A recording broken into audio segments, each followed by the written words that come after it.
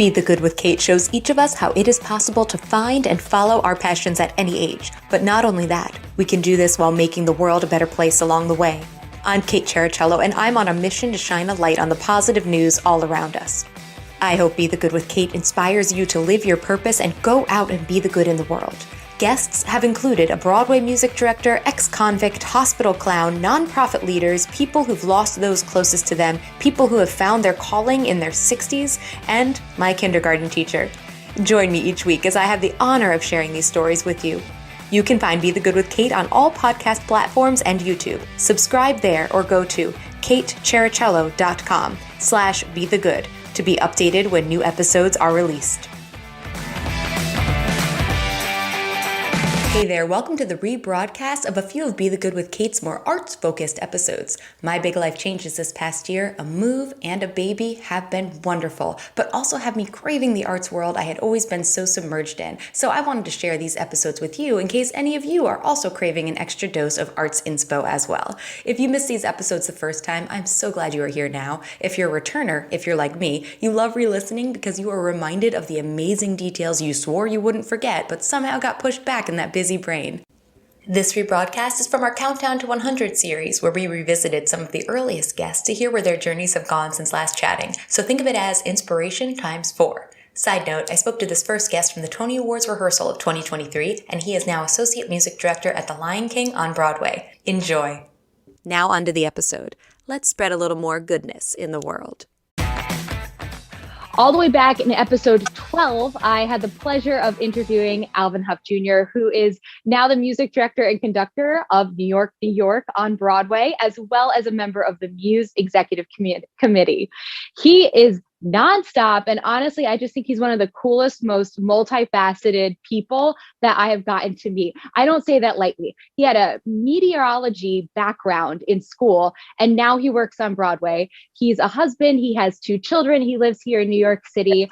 And I can't believe he found time to talk to me today. He is on a break from the Tony Awards rehearsal while we record this. So by the time that you're hearing this episode, we will be in a different time period, and hopefully all goes well this weekend. But Alvin, thank you so much.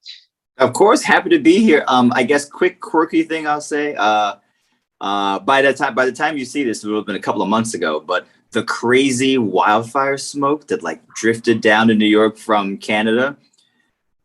I'm no air quality expert, but the amount of attention I got, Alvin, you're the weather guy. What's going on? Is it the apocalypse? Is the world ending? I'm like, okay, calm down. It's just some smoke. It's terrible. It's awful. But we will survive, and the city has pulled through, thankfully. Yeah, and now the sun is shining through the window, thankfully. Yeah. And that's something I find so interesting about you too. If you follow Alvin on social media, and all those links will be in the notes here too, you'll see that he posts so much about weather and also about his family. And it's almost like, most people think, oh, Broadway, that's such a big thing, but you don't highlight it every day on your social media. It just shows that humility as well, I think. So that's something that's always stood out to me. Thanks. I don't get me wrong, grateful to have had the right opportunities, to have met the right people, to have made the networking connections to be on Broadway. But that's only part of me. I think, I don't know, without getting overly philosophical, I think it's a lot of times people get defined by a certain label, like you're a Broadway conductor, Broadway music director. Great. But, yes, that is part of me. But I try to let people see all of me, to know, like you said, I'm a parent, I'm a husband. I have other things to post. Now, I don't go too crazy. I'm not going to post a video of my kid throwing a temper tantrum, because there are definitely peaks and valleys with parenting. And, we try to paint our children in the best light going forward. But there are many sides of Alvin. So I think it's important to, not harp too much on one and give short shrift to the other. So thanks for saying that. Oh, you bet. I just love it. And then you also put a lot of time and energy into MUSE, which stands for Musicians United for Social Equity. So can you tell us a little more what's going on there? We are, so many things are, blown up at the same time. It's good to see. I'm proud of our organization for being one of the ones that is truly sticking with the work. George Floyd was murdered God, it's been 3 years now. So we've been around for 3 years. We developed shortly after that. But I think a lot of, without bad mouthing, certain organizations or certain companies or people that just want to tick a box. I think some folks wanted to tick a box and kind of move on. And then there are other organizations like MUSE that, we're here to really build a pipeline. If you're not aware, we are just trying to open up opportunities for people of color, for historically disadvantaged people who may not know that theater, like in a musician sense, they may not know that that's appropriate or right for them. And we want to say, yes, it is. Yes, you deserve to be in this room. Yes, you have talent. How can we develop it in a way that, you can be the next generation of stars? And I think those of us who are working now are really working, which is a great thing. But we're around for the long haul. We're trying to build a pipeline to have people. I'm not embarrassed to say I'm 39. I'll be 40 next February, but I'm still a baby in the industry.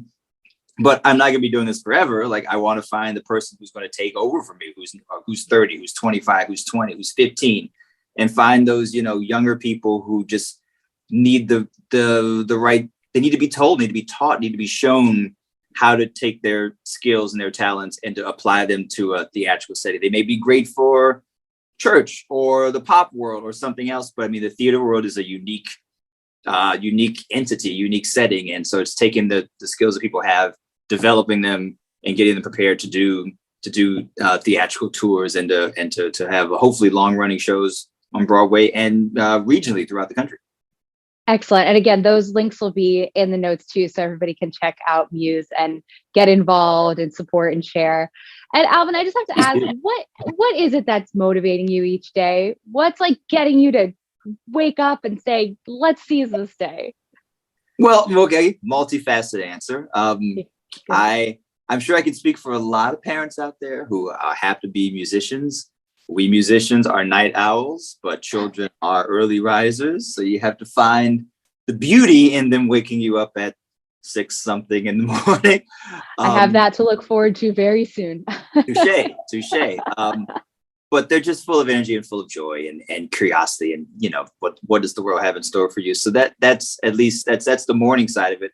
For me, what I'm finding at night now, it's been a while since I've had the opportunity to stick conduct, to be in a setting where I'm in front of an orchestra, like in an open pit, downstage center. In other words, like the front row, they're right there. Yeah. And to have that interaction, I try not to seem like an intimidating figure when I get to the podium, like, oh, the conductor's here. It's like, no, I'm just another dude. I have to wave my arms around like a crazy person, but like, I'm just another dude. You can talk to me, like you can share, your thoughts, and just to have that connection with a different audience every night is kind of special. To have people say, oh my gosh, the show, it touched me in a way. And they kind of go on about how, especially the older generation, because our show centers around World War II. And for folks who are, who still remember that time, it's a lot for them. It sets off emotions that they may not have dug up in a while. And for those just coming in to see the spectacle, I had one of the cast members in rehearsal this morning say, you know what, our show is eye candy. And I'm like, you know what? That's true. We got a lot of things going. So if you want to just come and have a good time and see some really, amazing choreography, amazing set design, and hear a great 19-piece orchestra, come see us. So I think my motivation is knowing like that there's 1,700 people behind me who haven't seen it yet, since we're a brand new show, and that keeps me going. I will say, having to stand to conduct a 3-hour show 8 times a week is my feet are speaking to me in a way that they haven't been in years past. But it's cool. It's cool. I can imagine. Are massages a part of your contract these days? It isn't, but I now know, I've learned. See, for the next one, oh yeah. Yeah. yes. Get that written in stone. Oh my gosh, Alvin, I love what you're doing. I love hearing these updates, and I can't thank you enough for taking the time here today too. Of course, my pleasure, and great to see all the things that you're doing, and obviously congratulations. Next time I see you, I guess someone will be outside of the belly. Huh? Yeah, hopefully he will be. Actually, he'll come out at least counting to 8 from all the dance classes. See, bingo. Start him early. Yes, yeah. I'm thrilled to welcome back Jim Cooney. He is the oldest guest in terms of episodes that we are welcoming back here. He was episode 7 when Be the Good with Kate was called Some More Good News. And he has been doing a ton since. He is nonstop. Jim is a director and choreographer and founder of Amplified Artists. And what I wrote about him the first time that I have to reiterate now, because it's still the same, since first walking into his class at Broadway Dance Center here in New York City, I knew I would be a fan of Jim Cooney. He has an energy that's a rare mix of welcoming and energizing, but also grounded and professional. All of that at once. Beyond learning steps, he delves deep into your why, showing up for yourself, centering yourself, and so much more. And in addition to being a director and choreographer, his amazing business sense led him to create Amplified Artists. So he's here to tell us more about what's going on. Thanks so much, Jim. Thank you for that intro. Wow. First you said the oldest. I'm like, I know I just had my birthday. I'm really the oldest person on this podcast, but then like, okay, oldest episode. Okay, phew. I was trying to figure out a way to reword that. And then I was like, we're just going to go with it. And no, it's just like, I got episode a second. 7. I was like, oh, wow. Okay, no, cool. No, you are by far not the oldest. Don't worry. I mean, age is great. The older you get, the smarter you get. So I don't mind it. But I was just like, wow, I can't believe I'm already the oldest person. So good.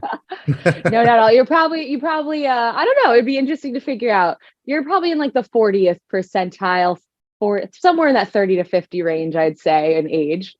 Great. Well, I mean, I'm lucky to be alive and be here. So, I mean, I'm not going to ever complain about age. I'm happy about it. Yeah.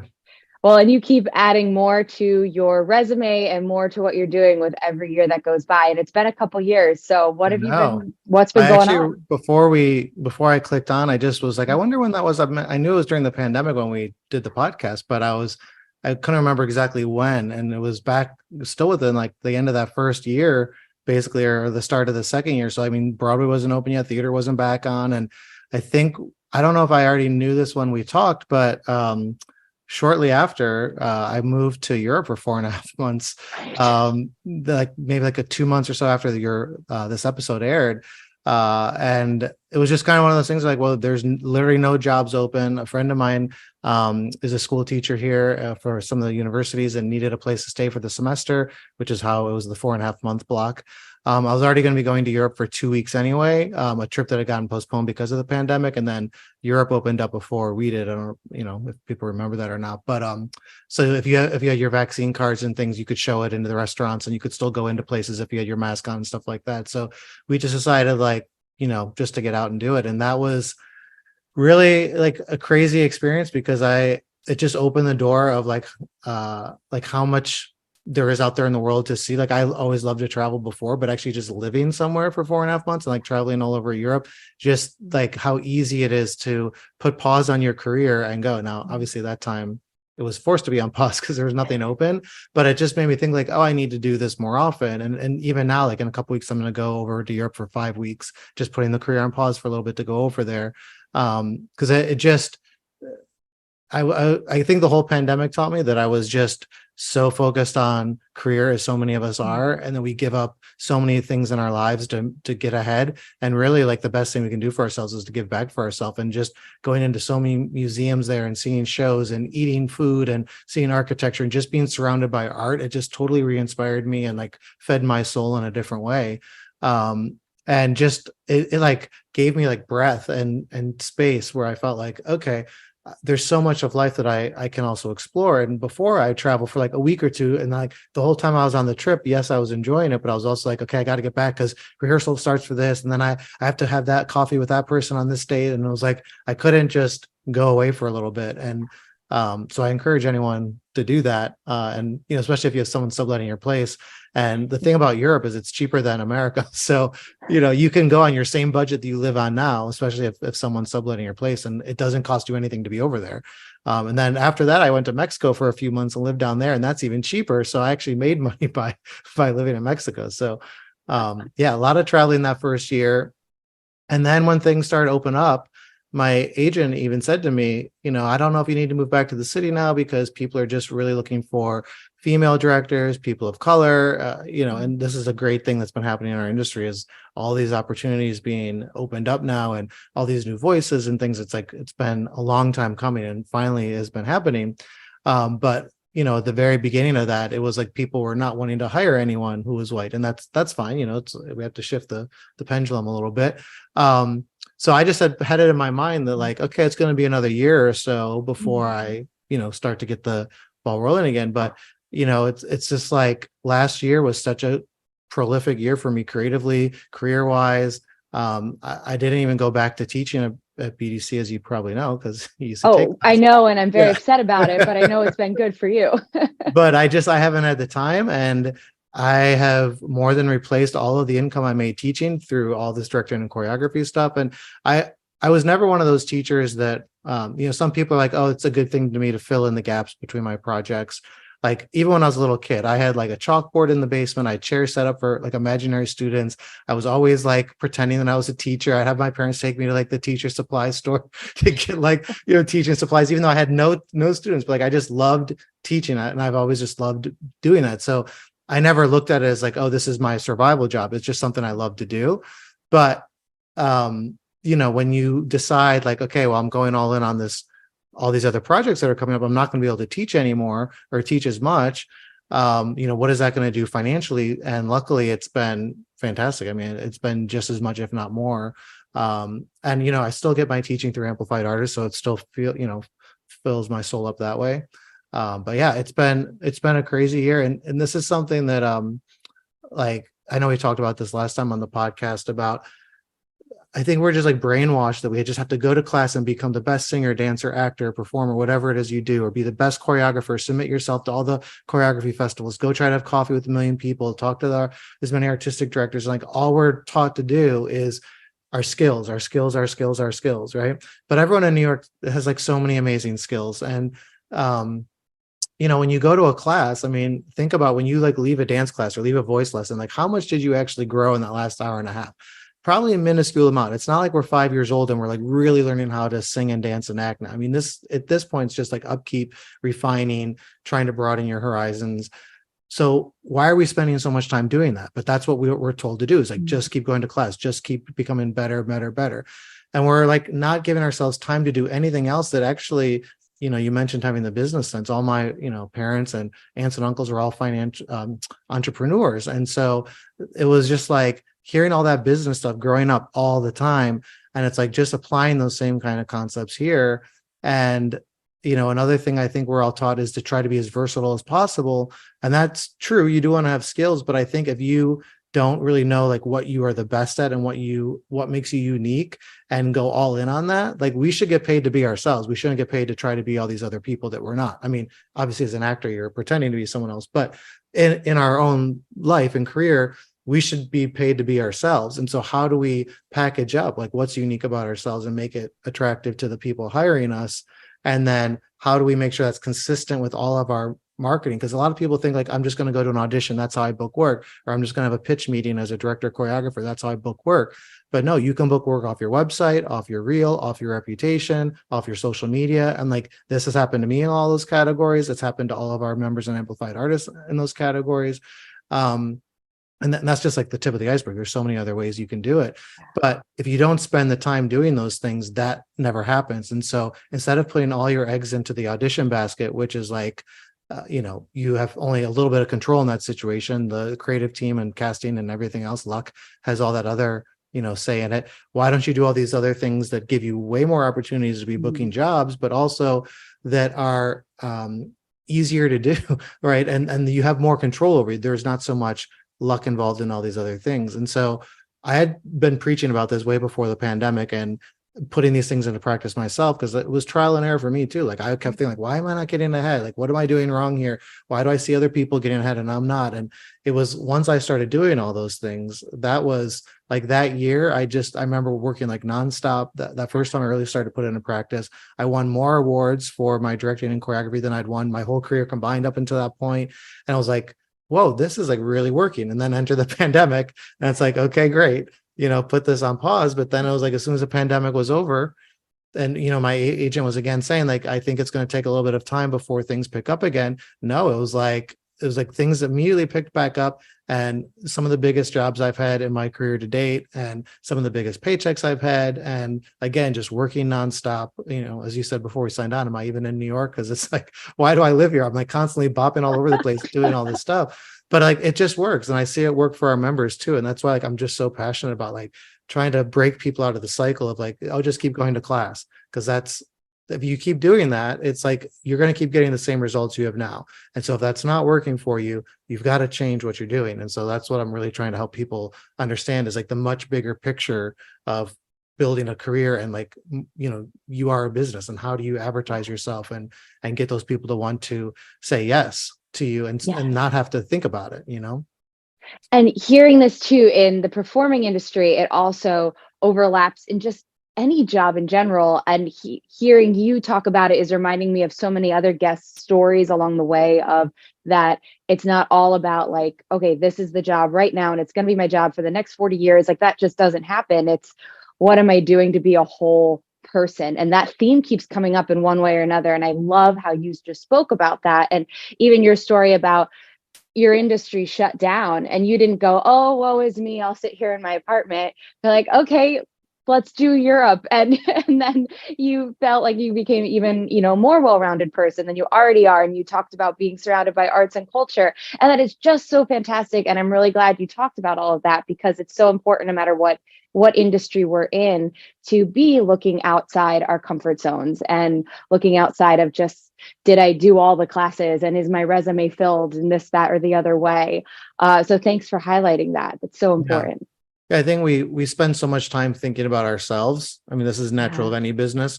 But really we need to think about all the other people. Like, what does that casting director need from me? What is that director, that producer, artistic director, whoever it is, choreographer? But we tend to think about that in like, just from a skill sense. Well, they need a good dancer, or they need someone that can do 4 pirouettes, or they can sing a high C. Okay. Yeah. Like that is a need for sure, if that's what that, role calls for or whatever. But what do they really need? What kind of energy do they want in the room? What are the kinds of people they want to work for? What are their insecurities?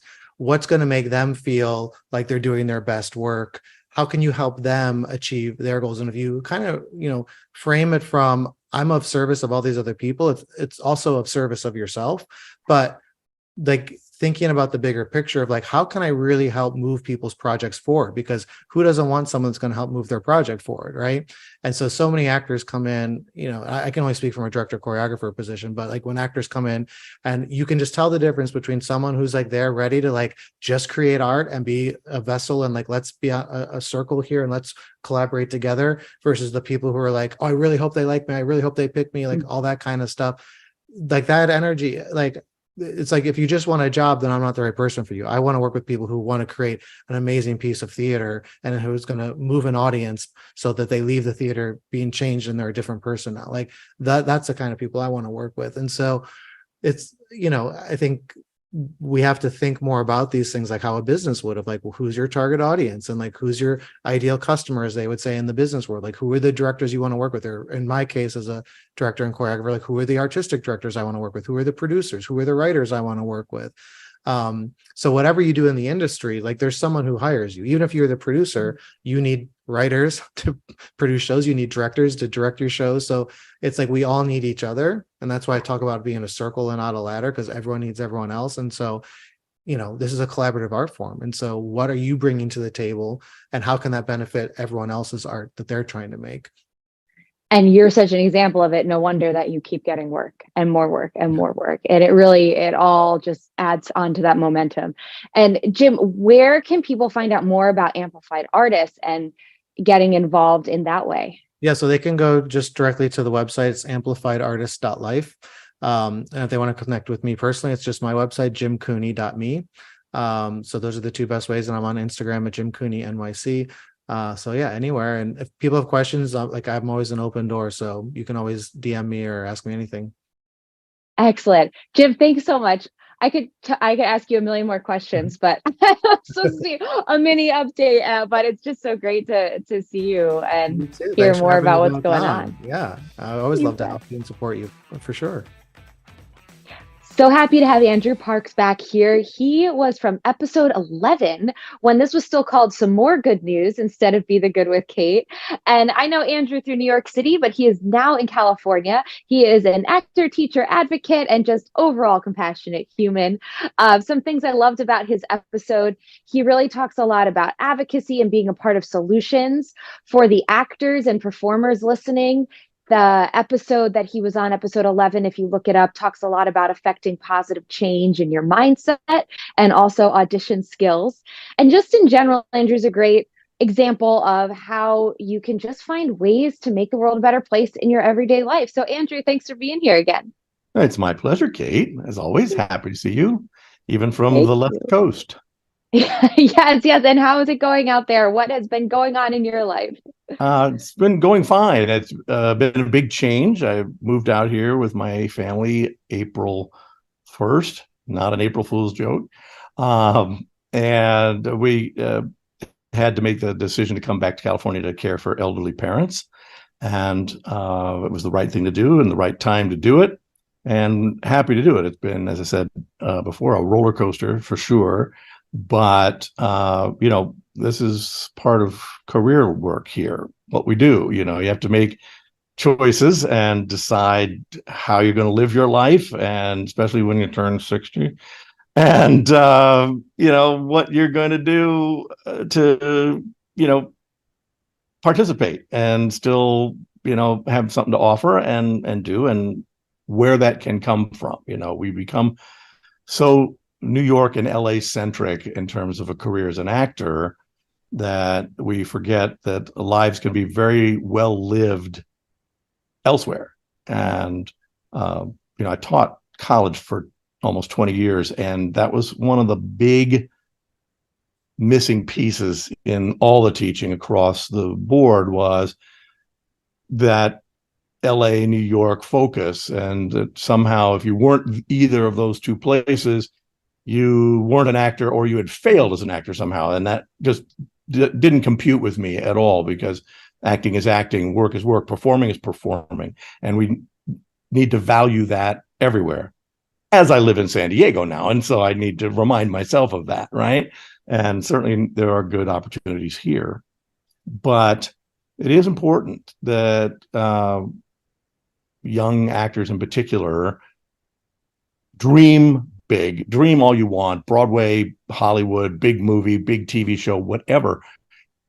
If none of that happens, and none of that is in your control, of course, it doesn't mean you failed, and it doesn't mean that you're not a good actor, and that you can thrive elsewhere and still pursue your passions, which is performing and acting. So just that's for all the young folks out there. Keep that in mind. And it's a great reminder too, because I see it more and more. People are realizing that they don't have to be in New York or LA.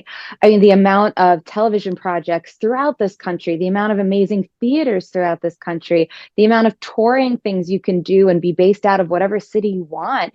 It's so true. And, thanks to technology, I'm talking to you through Zoom here, and we have auditions through Zoom and performing opportunities that are remote. So it's such a very real way of living, especially now. Sure, absolutely. And it's just, as I said, performing is performing, and wherever you get a chance to do it, if that's what drives you and that's your passion, and you get an opportunity to do that in Omaha or Wichita or Santa Fe or Seattle, that's where you go and that's where you work, and that's where you can bloom and thrive. There's good work that can be done. And, Broadway and Hollywood are not the arbiter of success. The world has created that image for us, and the internet and cable TV and 1,600 award shows every year have created that illusion that that's the pinnacle of a career. And for many it is, and it's a wonderful thing. But you and I both know people who have been on Broadway who are still miserably unhappy. And that has, they've grabbed the brass ring and oops, it fell out of my hand, and now I don't know what to do with it. You had mentioned about moving, and that was a very family-centered reason, and then finding the arts in San Diego too. And I know you're a coach as well.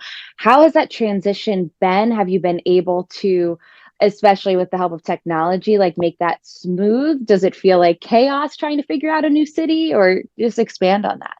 I've been coaching some students from afar on monologues and other, acting related things besides just singing coaching. And I hope to build my studio a little bit here, so I can do in-person coaching here. And I may even pursue some college teaching again, depending on, what's available. But because I love that, as you know, and I really enjoy it and want to get back into it a little bit more. I've put it on hold for a few months because of the move and transitioning with the elderly parents. But Labor Day is upon us, and soon we'll start, giving that some more attention as well. I'm not done yet. I'm not retired. No, and can we highlight that? Like you said, turning 60. And you didn't just change cities, you changed the entire coast. Like you went across America. And that's a great reminder, like no matter what industry someone's in, there's never a timeline. You don't have to say, oh, well, at this point in my quote unquote career, I can't take such a change. Like, no, you can do it at any time. You went across the country and you have the family aspect, you have the career aspect that you're like moving back into, and you're making it work. And I think that's just a really important reminder. And you're a great example that you can do these changes whenever it's needed and whenever the heart feels like it's the time. Oh, exactly. And again, I think that comes back to, in our industry, about valuing what we do more than where we do it. And feeling fulfilled and valuing and validating ourselves. What we're doing is real and good and true, and that's all that matters. If we feel that, that's all that matters. And it's true in every industry. And I'm discovering that even with my elderly parents and in-laws in my family.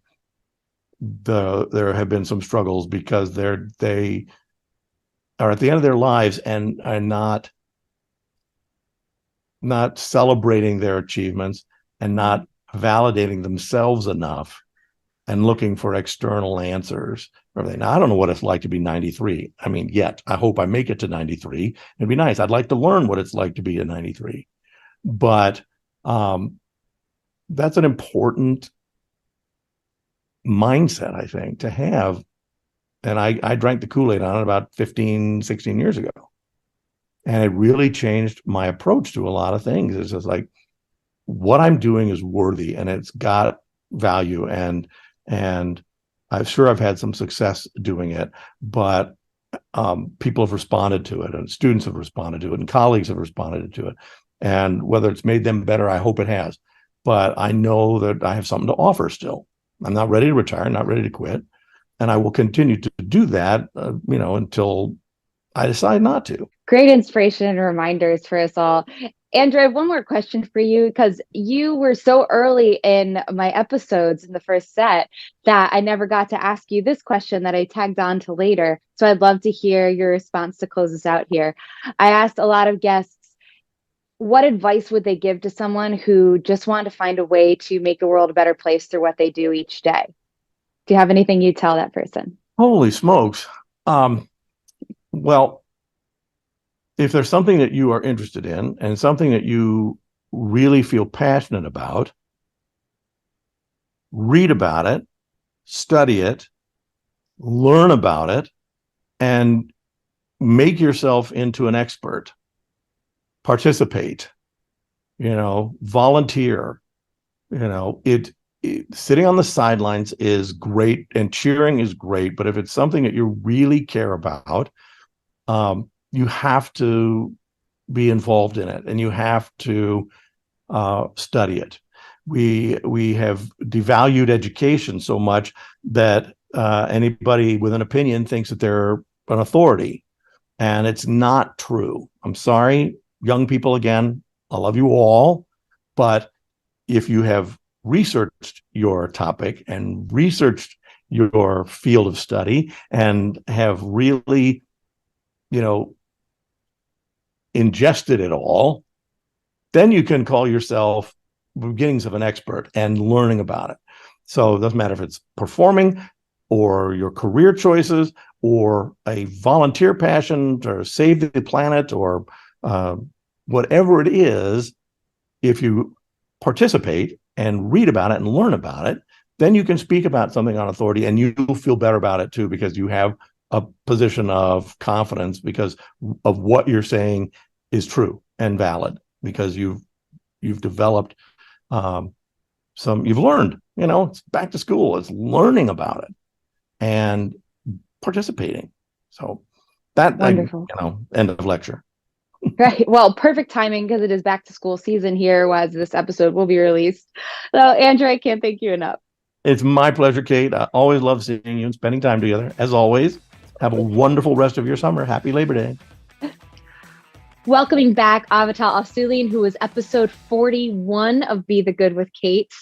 And she has this focus on using the power of dance in a narrative way. She loves delving into how dance can be used as stories. I love that. That was something we talked a lot about last time.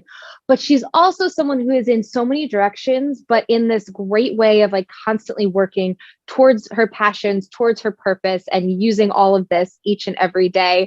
She has a busy summer of directing and choreographing. She is the artistic director of the Combustion Collective, and she is in charge of the beautiful choreography lab by New York Theater Barn. So Avital, please tell us more about what's going on. Yeah, of course.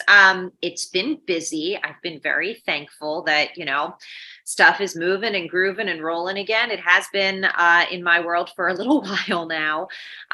We returned to live programming for Choreography Lab last year, and we really returned to full, robust back, what we had been doing in 2019.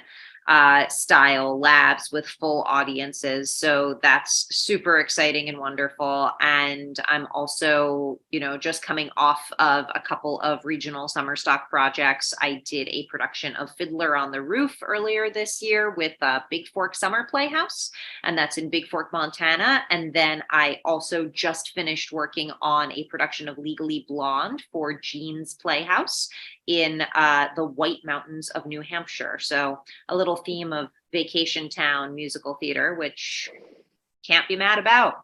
No, absolutely not. Perfect for summertime. And something I love about you too is you're such a great example of how an artist can be in so many, what's the word? Words have become very challenging in pregnancy, but having a hand in many pots or whatever that phrase is, right? And you are constantly doing different projects. And I was so fortunate to be in one of your pieces last fall, one of your jazz pieces, which was so much fun. And in these short months since, you've already had so many other projects going on. And I know you have more this fall too. Yes, absolutely. So entering into September of 2023, actually, this year is the 10th anniversary of the Choreography Lab, since the lab was founded in 2013. We have been in our 10th season already. So we did a lab in the springtime in March. But for the fall, we are having a special lab on September 27th.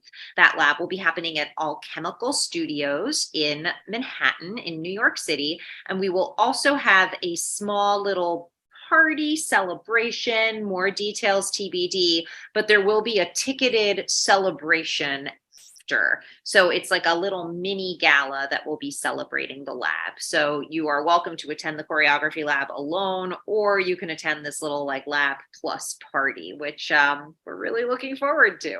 Excellent. A question, will they continue to also be virtual for people out of town, or are you going back to strictly in person? No, we will continue to offer our virtual partnership with Full Out Creative. Mm-hmm. So we will continue to have virtual choreography labs for anyone who wants to join us in different parts of the country. And we're continuing to work on different partnerships there, try to find people who want to, continue to support and see the Choreography Lab, who might not be in New York City at the time. Right. And just for people who aren't really sure, what is a choreography lab? What is it? Absolutely. Exactly? Yes. So the choreography lab, which is my program from New York Theater Barn, and I made sure to wear my shirt for our purposes today. Perfect. The choreography lab is a program of New York Theater Barn, and it is all about expanding and elevating the use of dance in contemporary musical theater development. So in a nutshell, what winds up happening is people will develop new musicals. The musical theater composers and lyricists will sit behind their music stands and do these workshops for years and years on end. And the workshops will all be seated. And then 5 years down the line, they'll finally get a producer to greenlight producing their show. They'll put a bunch of dance in the musical, and then they will wonder why the dance is superfluous to the storytelling. Choreography Lab tries to really unend that developmental system and get writers to look at dance as a narrative device earlier in their developmental process. When you think about musicals, like West Side Story, musicals like On the Town, musicals like Chorus Line, these were all developed by really strong directorial choreographic minds who from the get-go were working to make those musicals have dance at the forefront of them. And so we have to remind writers that that's also a way that musical theater storytelling can work, so that the musicals can have dance be part of the bones of the storytelling. That's great. And it's just so cool how you are the person who founded this and you just made it happen. I remember in the show notes of your episode, I wrote, Avital is someone who makes things happen. Like you just are go, go, go. You saw the need for this. And now 10 years later, here you are celebrating the 10th anniversary. And it really is such a cool event, both what New York Theater Barn does and what Choreography Lab does. So definitely check it out. All the links will be in the show notes. And this September 27th, you can be there in person or virtually if you're out of town.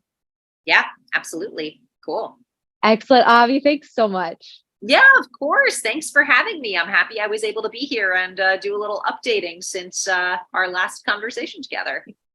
In your brief window of being in town in between contracts. Absolutely. That is correct. In taking classes over the years or observing workout videos, one major piece that is often missing: stressing safety and form. Additionally, group fitness classes are often marketed as being open to all levels, yet how often do instructors not give modifications nor progressions so that each participant truly can get what he or she needs out of the class?